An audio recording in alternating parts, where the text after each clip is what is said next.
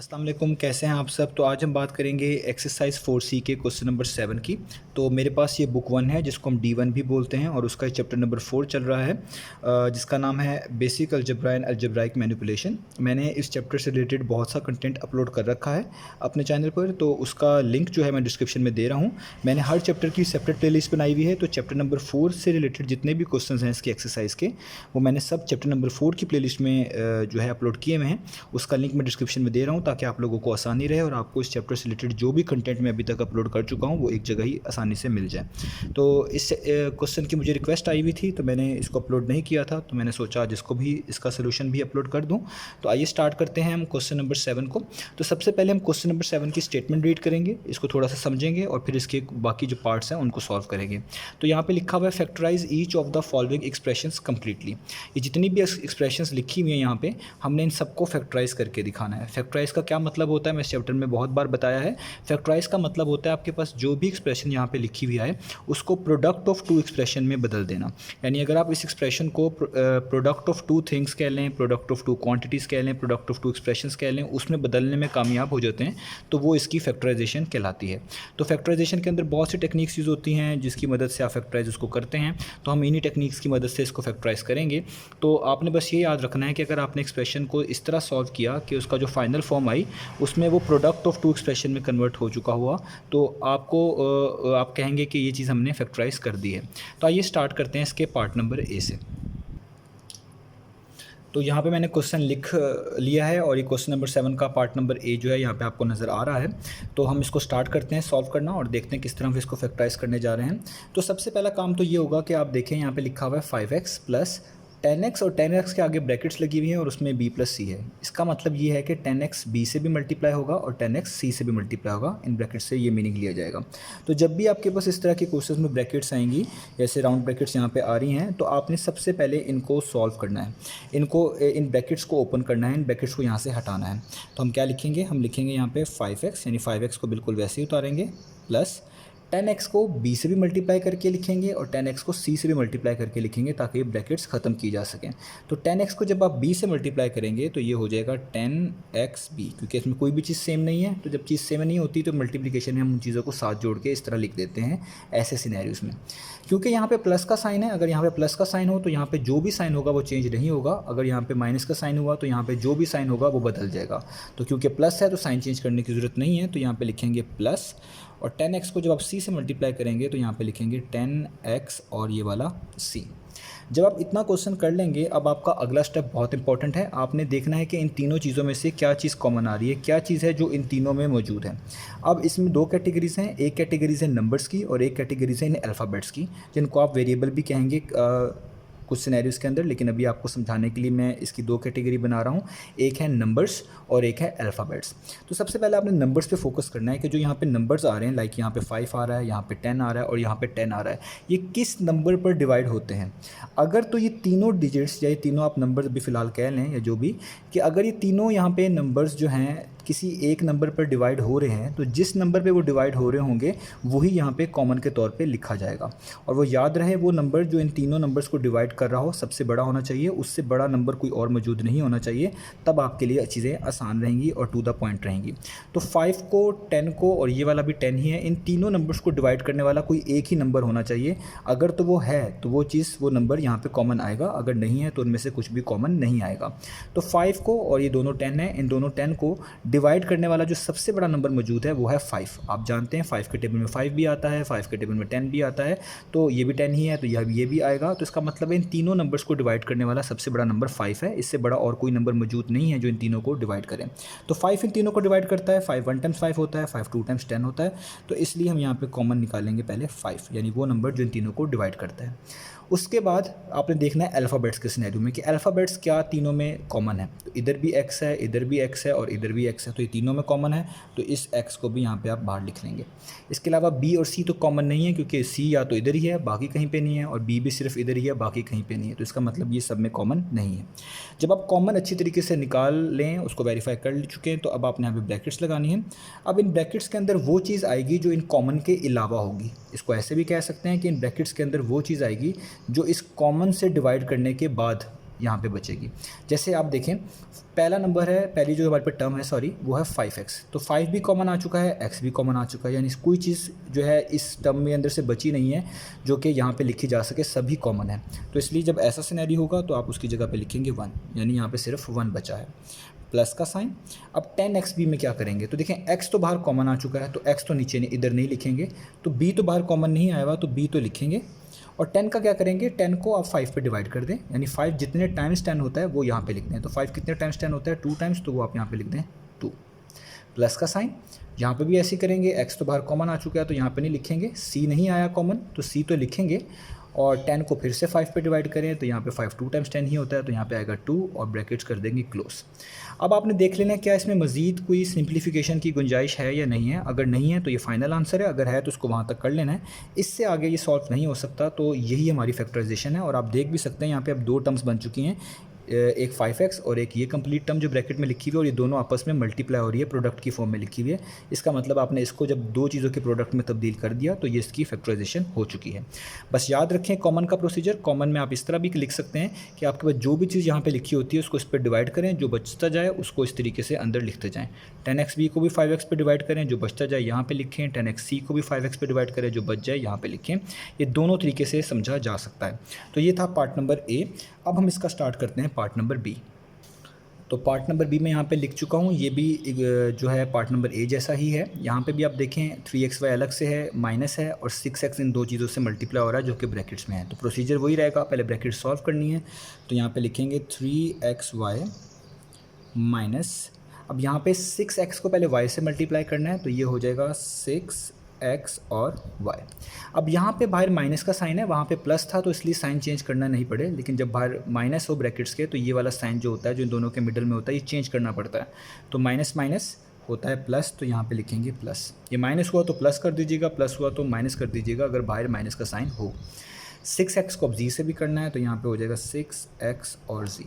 अब फिर दोबारा कॉमन निकालना है, मैं ऊपर एक्सप्लेन कर चुका हूँ तो आप उसको दोबारा देख सकते हैं। अगर आपको थोड़ा सा क्लियर ना हो तो मैंने वहाँ पे चीज़ बता दी है, तो यहाँ पे मैं उसको इतनी डिटेल में नहीं लेके आऊँगा। तो सबसे पहले देखते हैं इन नंबर्स में क्या कॉमन है। यहाँ पे 3 है, यहाँ पे 6 है और यहाँ पे भी 6 है। कौन सा ऐसा नंबर है जो इन तीनों नंबर को डिवाइड करता है, या आप कह लें कौन सा ऐसा नंबर है जिसके टेबल पर ये तीनों आते हैं। तो 6, 6 और 3 ये तीनों नंबर्स 3 पर आते हैं, 3 पर डिवाइड होते हैं, 3 के टेबल में आते हैं। तो क्योंकि ये तीनों अब 3 पर आ रहे हैं, डिवाइड हो रहे हैं, तो हम यहाँ पे कॉमन लिखेंगे 3। अब बात करते हैं जो अल्फ़ाबेट्स यहाँ पे हैं, लाइक यहाँ पे x है, यहाँ पे भी x है, यहाँ पे भी x है, तो आप कॉमन लेंगे x। y यहाँ पर है लेकिन यहाँ पे नहीं है। z यहाँ पर है, यहाँ पे भी नहीं है और यहाँ पे भी नहीं है, यानी y और z में से कुछ और कॉमन तो नहीं आ सकता, सिर्फ x कॉमन था या इन तीनों को डिवाइड करने वाला नंबर 3 कॉमन था। तो अब आप यहाँ पे ब्रैकेट्स लगा लेंगे। अब आपको पता है क्या करना है, कॉमन के अलावा जो बचता जाएगा वो यहाँ पे लिखेंगे। तो पहली टर्म में 3x तो कॉमन आ चुका है, सिर्फ y बचा हुआ है, तो आप यहाँ पे लिखेंगे y माइनस का साइन। दूसरी टर्म में x तो कॉमन आ चुका है, वो तो बाहर लिखा हुआ है, तो सिर्फ बचेगा y। और आपको पता है जो डिजिट होगा यहाँ पे, जो नंबर होगा उसको आपने इस पर डिवाइड कर देना होता है, तो जितने टाइम्स होता है वो यहाँ पे लिखना होता है। तो 6 को 3 पे डिवाइड करना है, यानी 3 कितने टाइम्स 6 होता है, तो 3 होता है 2 टाइम्स 6, तो यहाँ पर आप लिख देना 2y प्लस का साइन आएगा। x तो बाहर कॉमन आ चुका है तो इसलिए इसको लिखने की ज़रूरत नहीं है, z कॉमन नहीं है बाहर तो ये लिखेंगे। और फिर दोबारा 6 को 3 पे डिवाइड करना है, तो 3 2 टाइम्स 6 होता है, तो जितने टाइम्स होता है वो यहाँ पे लिख देना है और ब्रैकेट क्लोज कर देनी है। अब आपने देख लेना है क्या ये मज़ीद सॉल्व हो रहे हैं या नहीं। तो आप देखें इसमें लाइक टर्म्स मौजूद हैं, यानी कुछ एक जैसी टर्म्स मौजूद हैं। ये लिखा हुआ है 2y और ये लिखा हुआ है y का मतलब यही लिया जाएगा कि ये है 1y। आप 1 यहाँ पर लिख लें तो भी ठीक है, ना लिखें तो भी ठीक है। तो इनको हम सॉल्व कर सकते हैं, तो हम इनको सॉल्व कर लेते हैं। हम लिखेंगे 3x brackets 1y minus 2y क्या होता है, 1y के पीछे कोई साइन नहीं है तो हम प्लस कंसिडर करेंगे, तो प्लस माइनस माइनस, यानी इनको माइनस कर दें।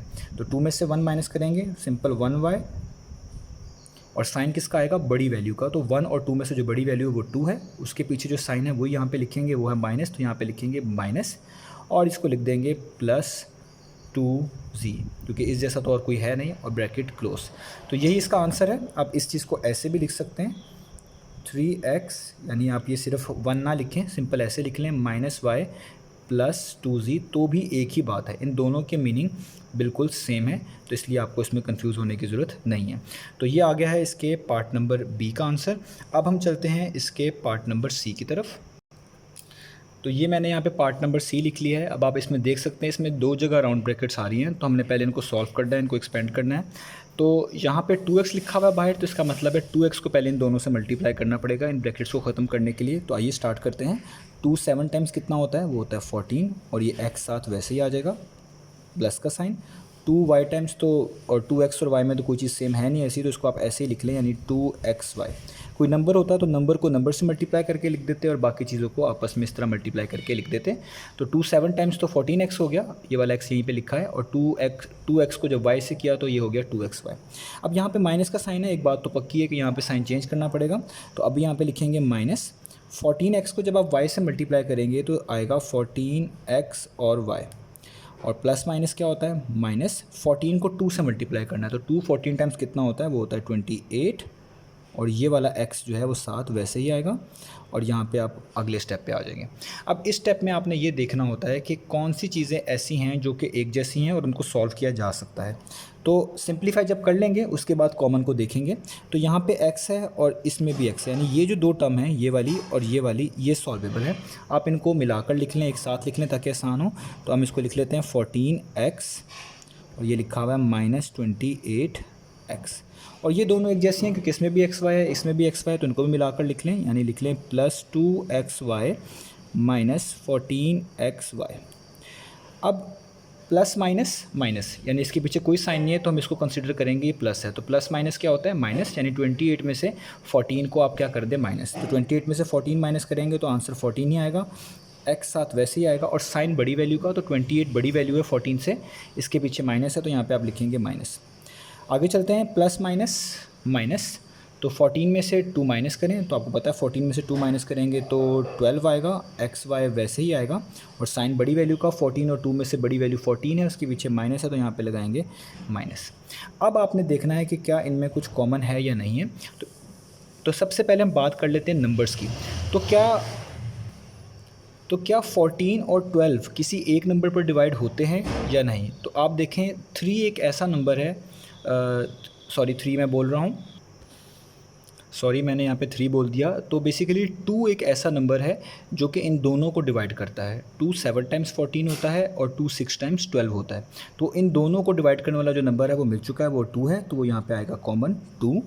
इसमें भी x मौजूद है, अल्फ़ाबेट्स के लिहाज से इसमें भी x मौजूद है, तो ये भी यहाँ पे आ जाएगा कॉमन। और चीज़ कोई कॉमन नहीं है, y सिर्फ इसमें है, इसमें नहीं है, तो आप लिखेंगे ब्रैकेट्स।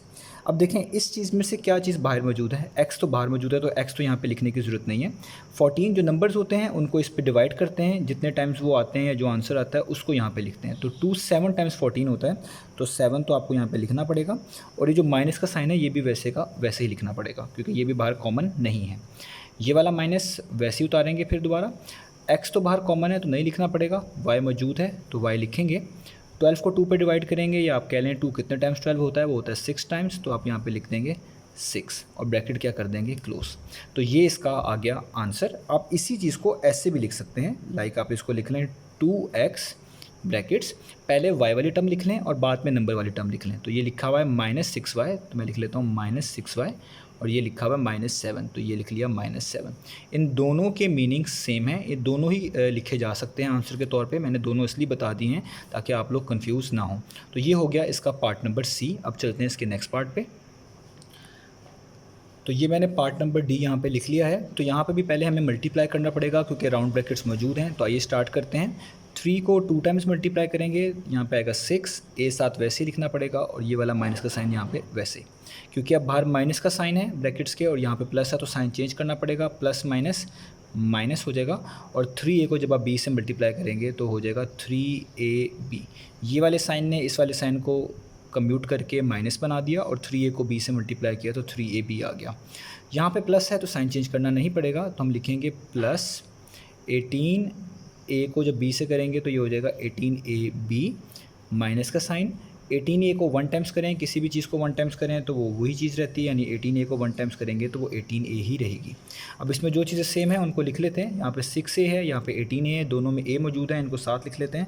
ये हो जाएगा -6a और ये हो जाएगा -18a। ये दोनों बच गए, इनको साथ लिख लेते हैं। ये लिखा हुआ है -3ab और ये लिखा हुआ है 18ab।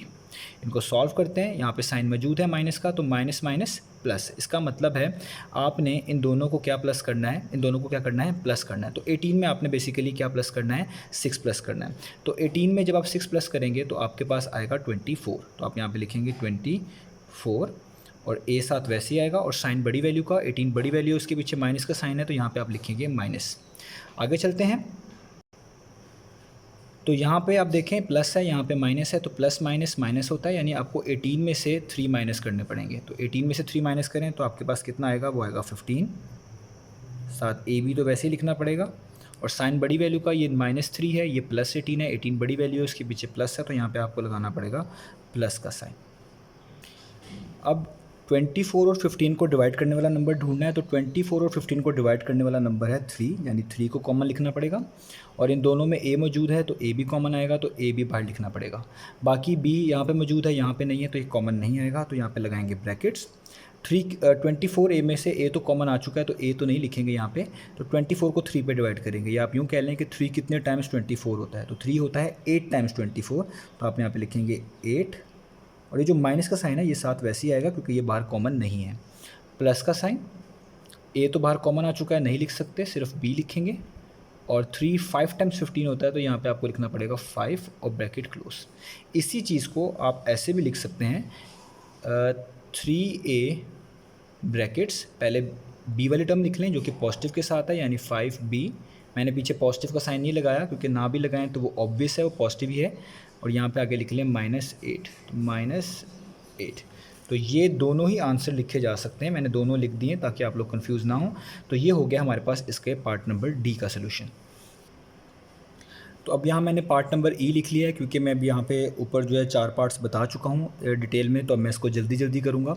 तो आइए इसको जल्दी से सॉल्व कर लेते हैं। तो अब यहाँ पे -4y है, पहले -4y को x से मल्टीप्लाई करेंगे तो ये हो जाएगा -4yx, क्योंकि बाहर माइनस है तो माइनस माइनस प्लस हो जाएगा, यहाँ पे प्लस लगाएं। 4 को 2 टाइम्स कर लें तो ये हो जाएगा 8, और यहाँ पे आ जाएगा y।